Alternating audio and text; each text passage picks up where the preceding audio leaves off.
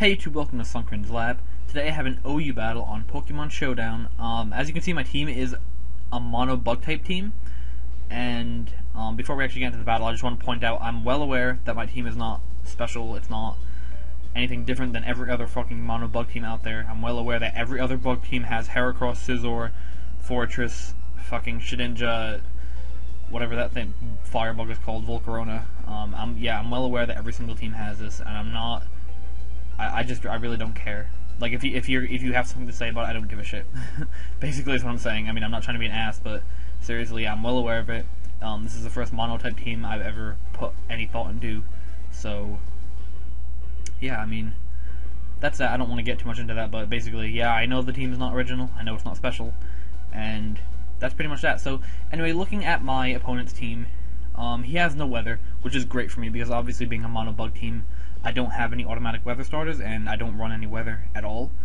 So, having no weather on the opponent's team is not going to yield him any advantages over me from the get-go. So, I guess, you know, looking at that aspect of his team, it looks like it could be a pretty fair battle. But unfortunately, he does have two of the hugest problems for any mono bug team, which are Gyarados and Heatran. And I mean, if anybody has ever used a mono bug team, if you're watching this and you've used a mono bug team, you are well aware that those two threats are some of the most difficult threats to take down with a mono bug team, because with their synergy together is basically hell, effectively, for a mono bug team. So, yeah, looking at his team, I know for a fact that this is going to be a difficult battle. I don't want to underestimate his team because, like I said, he has some of the biggest threats, and his team has amazing synergy. So, what I'm trying my best to avoid here is basically putting myself in. I don't want to underestimate his team, basically, is what I'm saying. Even though he doesn't have weather, he still has a threatening team, so I don't want to underestimate just based on the fact that he doesn't have weather. So, anyway, looking at his possible leads, he could lead with any of his pokes, really. I mean, anything but the Gyarados is a likely lead, but chances are he's going to lead with his Tornadus, his Landorus, or his Ferrothorn, because those things can set up hazards, or Scout. Well, Landorus can Scout. So, yeah, that's pretty much what I was expecting him to lead with. So I end up leading with my Fortress, and he does actually end up leading with his Ferrothorn, which is great, because Ferrothorn versus Fortress is a perfect matchup for Fortress. I'm actually able to set up my Stealth Rocks first turn, which is awesome, because Gyarados is not going to be switching in for free, Heatran isn't going to be switching in for free, and not only that, but I'm able to get up one layer of spikes.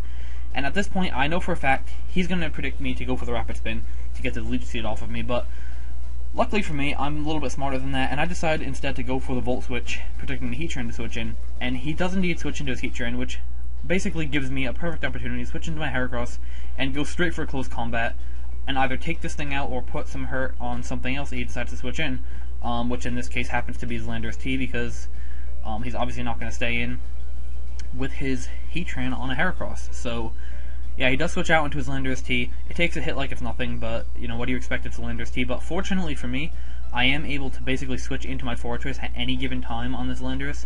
As long as he doesn't get, like, multiple crits, I should be able to take any hits from this thing and basically be fine. So, I do end up switching into my Fortress. He goes for the knocks off my leftovers, which is kind of annoying, but it's not really the end of the world, because I am able to get up another layer of spikes while he switches out to his Heatran.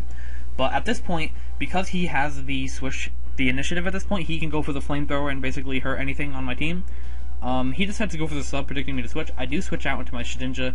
Luckily, though, my Shedinja does carry the Focus Sash, so I'm able to get off 2 Shadow Sneaks. Unfortunately, though, it doesn't actually break the sub.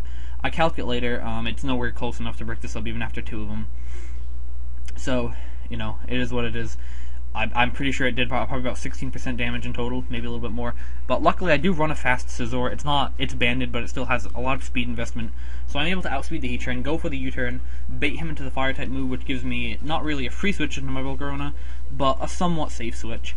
So I do switch into my Volcarona. I go for the Quiver Dance, predicting him to go for a Lava Plume, but to my dismay, he ends up having the Toxic, which basically, you know, confirms that he's a fully specially defensive Heatran with Substitute. Usually most Heatrans that are specially defensive don't run Substitute, which is why I was expecting him not to actually have Toxic.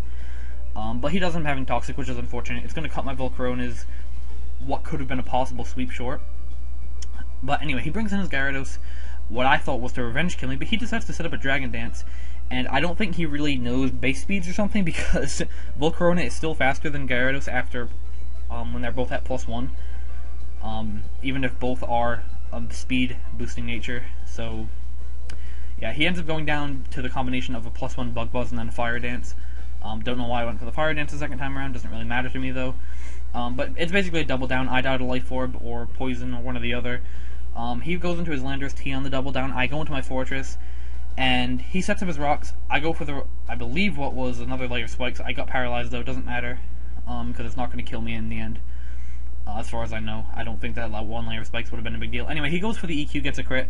I go for the Rapid Spin, get rid of his rocks. He goes for his rocks again, goes for the Rapid Spin, and at this point I know for a fact he's either going to go for the EQ or the Stealth Rock. So it basically gives me a free switch into my Yanmega, and at this point, to win this game, I absolutely have to get a flinch here, and I get a flinch. Yanmega, as always, comes through, saves the day. This thing has always got my back. I don't even care.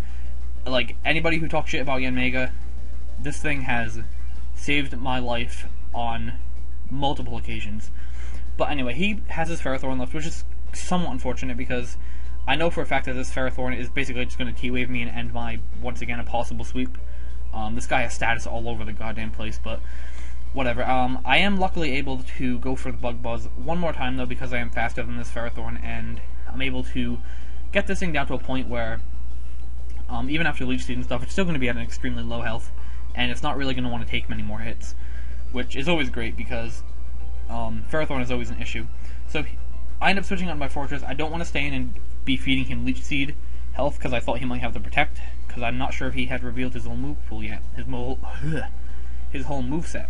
So I switch out to my Fortress. I know for a fact I can get the Rapid Spin off and live the Iron Barb's damage, so I end up doing that, going for the Rapid Spin, living with 1%, and then, not only that, but proceeding to be able to go for the Volt Switch, save my Fortress for later for Death Fodder, because it's at a perfect 1% health where it can die to any amount of hazards that are on the field, get the free switch into my Heracross effectively, and take out this Ferrothorn right off the bat. Now, at this point, I don't know what kind of Keldeo this is. He hasn't brought it in until now, and honestly, I'm a little bit scared that it's Scarfed, because if it's Scarfed, I still have a chance to lose.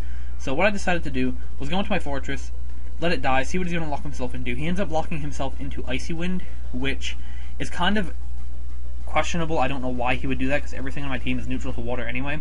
But he ended up going for the Icy Wind on my Scizor, and judging by that 21% that he did, I know for an absolute fact that this Keldeo has to be Specs, because no other Keldeo type will do more than 20% with Icy Wind, not even a Life Orb set. At least not with the amount of HP I have invested, so yeah, seeing that damage, I know I'm able to go into my Heracross, which is Scarfed, lock myself into close combat, kill off the Keldeo, and if this Mamoswine has Ice Shard, he's going to go for the Ice Shard and might be able to kill my Heracross. It depends on damage rolls. But he doesn't actually go for the Ice Shard, he just basically lets this thing die. He may have been hoping for some random ability to live or something. I don't know what he was thinking, but or either that or he may have just not had the Ice Shard at all. In that case, I would have predicted him to forfeit, but you know, then again, maybe he was just giving me the satisfaction of winning. But I don't really know. Either way, if he had the Ice Shard, he would have taken me out. Let's just say, hypothetically, if he got a high damage roll, he could have taken me out, and then I could have just brought in my Scizor and taken him out with a Bullet Punch, so that would have been the game regardless. This was an extremely close game. Like I said, it could have, I mean, if he had the Ice Shard, if he had gone for it, it very easily could have been a 1-0. It was basically my saving grace that his Keldeo was not Specs. I mean, that his Keldeo was not Scarfed. If it was Scarfed and he locked himself into Hydro Pump, he could have easily beaten me. But like I said, it was Specs. So even if he did lock himself in a Hydro Pump, my Heracross would have just been able to come in at any given point and kill off with a close combat. So, like I said, a really great game. And not only that, but it was my first game with my first Monotype team. And I hadn't even tested this thing. I hadn't even played any games with it. And I just hopped into a battle. This was a battle I got. It turned out to be a really close, really fun game, really competitive. We both had decent rankings, and so, I mean, it kind of confirms to me that he was a good player. He wasn't stupid. The only bad play, I would say, that he made through this whole game was going for the Dragon Dance with Gyarados. But even so, Gyarados would not have been taking Stone Edges from Heracross, or basically any other move from anything else anyway. So I don't think that was a huge deal. Anyway, I don't want to ramble too much more. because this is already a 10-minute long video. It's a long battle, so thank you for watching. I hope you enjoyed. Feel free to click the buttons on your screen to go to the previous or next Pokemon Showdown battles. And you can click the subscribe button on your screen to subscribe to my channel if you enjoyed this video. So once again, thank you for watching. I hope you enjoyed, and I'll see you next time.